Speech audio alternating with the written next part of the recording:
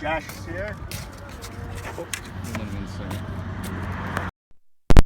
I think that I'm going to guess that we've already measured our root ball before we started digging. And we took a look and we knew that we were going to have to make sure that this was going to be 14 inches deep. So that's where we stopped digging, all right? And we know that we have to have this in order to be about 36 inches wide. So I want to make sure there's enough space around for the hole. I want between at least 6 to 8 inches around the entire root ball. And that's going to give me plenty of ample space to take the compost and the site soil and mix that up and push that around the base of the tree. Now, how I came up with 14 inches, because I know that I want to plant the tree at least 2 inches higher than how it came from the nursery. Right now, when you measure a tree, you have burlap around the bottom of it. You really want to make sure that you cut away at the tree, at the burlap, and you can actually measure the root ball, that you're not just measuring fabric, you're not measuring anything that the tree came home in, but you're actually measuring the plant, the root ball itself. So that's how we came up with our 14 inches, was knowing that I was going to be minimally 2 inches above that. And we are dealing with early spring planting, so we do want to go a little higher if we can. Now, there's a misconception. People think that they're supposed to go ahead and till and disturb and soften the soil underneath of the tree, and that is not true. You want to make sure that you've left the bottom of the hole solid and undisturbed as much as possible. And if you're digging that hole and you found that you went ahead and you disturbed that soil and maybe you've done a little deeper than you were supposed to, you want to go ahead and you want to compact the base of that hole. The outside of the hole, you want to make sure that you have a flat bottom. We're not trying to dig anything like a cone. If I have a cone and I put a plant inside of there, I'm going to have an air pocket at the bottom. And then water is going to go down inside of that hole and ice will form. We have air problems. So there's number of reasons why having any air pockets around the root ball will be problematic in the long term. So you want to make sure that you have a very nice flat bottom that is undisturbed soil. And then you want to have a nice round hole that there's enough space for us to be able to put that fill. So we're going to go ahead, and we have the luck of we have a bobcat on site. We're going to bring over our maple.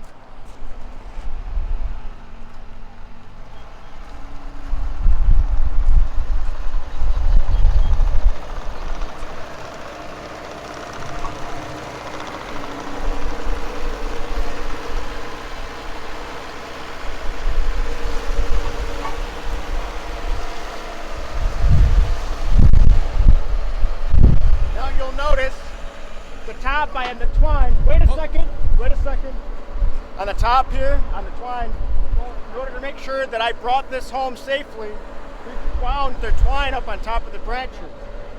During the growing season, the tree would obviously have leaves on it. I want to do everything in my power to bring home trees and plant safely. So that means taking twine and very lightly and carefully tying up those branches. And then I would cover that up with the tarp on the back of a truck before driving those home. Now, before situating it in the hole, I'm going to want to open this up so I can see what these branches look like in the tree. Watch your eyes when you're doing this. So now we're going to be able to actually see what the bone structure of this tree looks like when we put it in the upright position.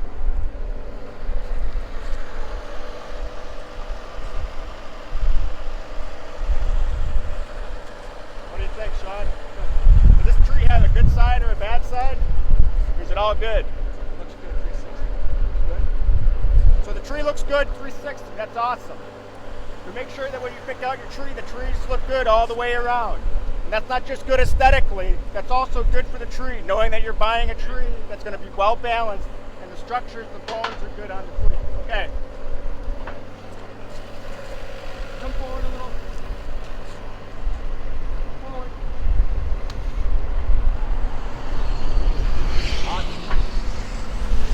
Now, any last minute tweaks, looking at the bones of the plant, you come up here and look at these branches, you want to make sure that you like the positioning of these trees, of these branches, these lower members, before undoing this burlap. This burlap is protecting the roots right now. This burlap is kind of like the skin that's holding that together. It's very sensitive, Some trees have been at the grower sitting at the lot for maybe a year or 2 years. Other trees maybe were just dug up a couple days ago and they were then burlapped, and then you're picking them up. If you don't know the backstory, it's just better to be safe than sorry, and make sure that you're protecting the root system. Leave the burlap and the cage intact. We are going to be cutting this rope off. We will be removing this burlap and tucking it back and exposing the top of this and letting this waste flare out from the trunk. You'll notice that we're not going to be trying to get the cage out, and we're not trying to rip or do anything with the burlap to get that out. We want all of that to stay intact.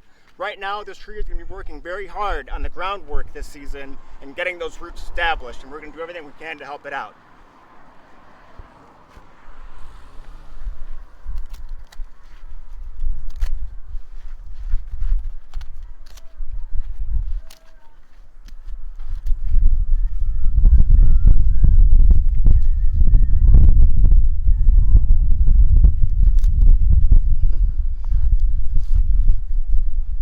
This is why you have great guys like Sean next to you doing the hard work, right? Is that right, Sean? Sure.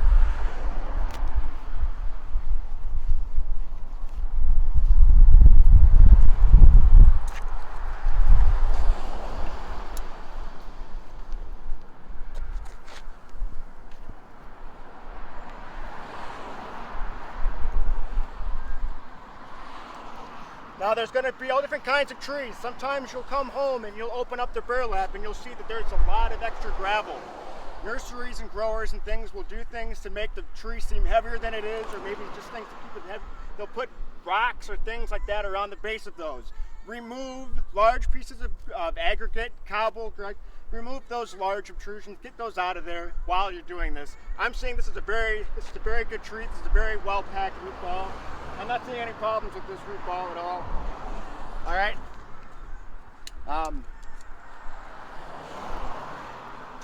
At this point, I would make sure, well, yeah.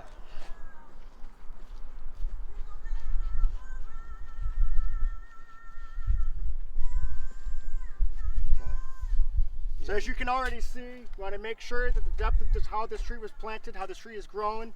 You want to prevent any gurgling, and you really don't want to be planting these trees too deep. You want to allow for some settling. That doesn't mean that you plant the trees too high. There is a little song, plant it low, it's sure to go. Plant it high, it will never die. There is some truth to that. I like to do it right. That's what we like to do here at Josh Landscape. But I want to go ahead and I want to show you that what we're trying to do is we're trying to reveal the natural growth habit of the tree, that waistline here. You want to make sure that that is not buried under soil. Right now, we're already doing a big favor for the plant, not only by planting it, but we're also saying, wow, yeah, this is how it goes. You want to be able to elevate that a little bit. All right, so now we are going to go ahead and do a combination of keeping the tree straight, okay?